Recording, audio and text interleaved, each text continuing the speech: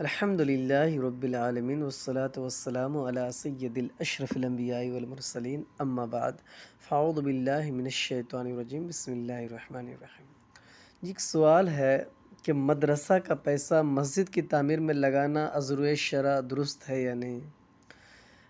تھوڑا تفصیلاً جاننا چاہتے ہیں۔ دیکھیں، چندہ جس خاص مقصد کے لیے کیا جاتا ہے اسے اسی مقصد میں استعمال کرنا واجب ہے، اور اس کے علاوہ دیگر مقاصد میں صرف کرنا حلال نہیں ہے، اور وہ غرض پوری ہو چکی ہو تو جنہوں نے چندہ دیا ہے اسے واپس کر دیا جائے یا ان کی اجازت سے کسی دوسرے کام میں صرف کیا جائے۔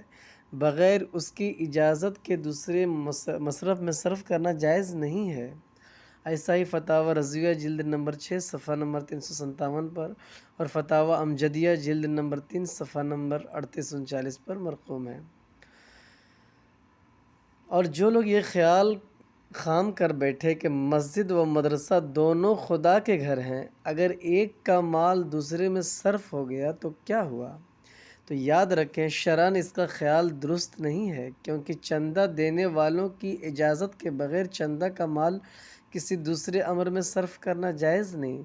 ہاں، جب چندہ دینے والوں کا پتہ نہ چلے تو آپ جس مقصد کے لیے چندہ ہوا ہے اسی مقصد میں صرف کریں، اس کے علاوہ کسی دوسرے مقصد میں صرف کرنا صحیح نہیں ہے۔ مثلاً مدرسے کے لیے چندہ ہوا ہے تو مدرسے میں ہی صرف کریں، نہ کہ مسجد میں، کہ مسجد میں صرف صرف کرنا درست نہیں ہے۔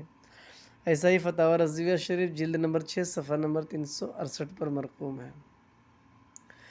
امام اہل سنت سیدی سرکار اعلیٰ حضرت عظیم البرکت تحریر فرماتے ہیں کہ چندے کا روپیہ چندہ دینے والوں کی ملک رہتا ہے، جس کام کے لیے وہ دیں۔ جب اس میں صرف نہ ہو تو فرض ہے کہ انہی کو واپس دیا جائے یا کسی دوسرے کام کے لیے استعمال کر لیں جس کی وہ اجازت دیں۔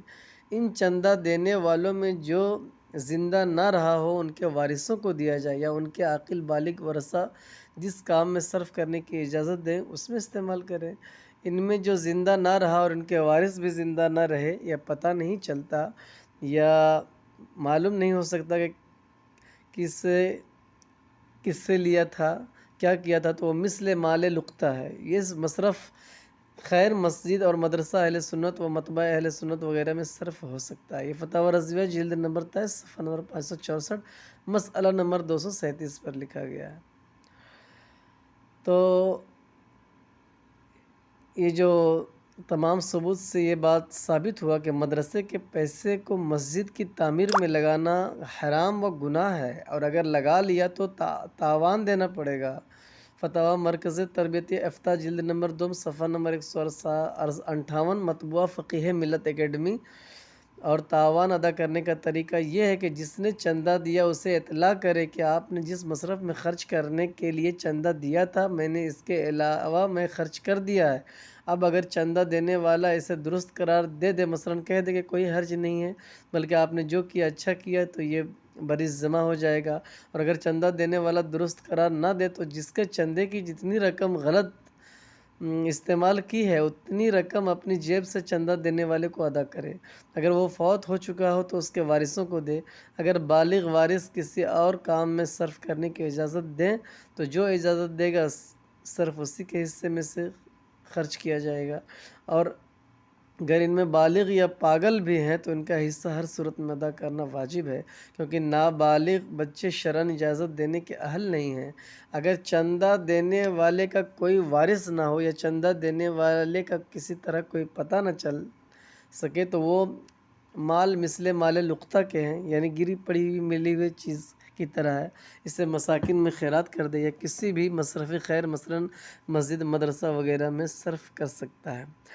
تو ایک بات کا اور خلاصہ کرتا چلوں کہ جب چندہ وصول کر رہے تھے تب اگر چندہ دینے والوں کو پتہ تھا کہ یہ چندہ مسجد میں بھی خرچ ہوگا اور مدرسے میں بھی، تب تو پھر اس کی جواز کی صورتیں بن سکتی ہے، ورنہ عموماً ایسا ہوتا ہے کہ مسجد کے لیے چندہ کرتا ہے اور مدرسے میں استعمال کر لیا جاتا ہے، مدرسے کے لیے چندہ کیا جاتا ہے مسجد میں استعمال کر لیا جاتا ہے، تو یہ درست طریقہ نہیں ہے۔ اللہ عالم ثم رسولہ العالم عز و جل و صلی اللہ تعالی علیہ وآلہ وسلم۔ صلو علی الحبیب صلی اللہ تعالی علی محمد صلی اللہ علیہ وسلم۔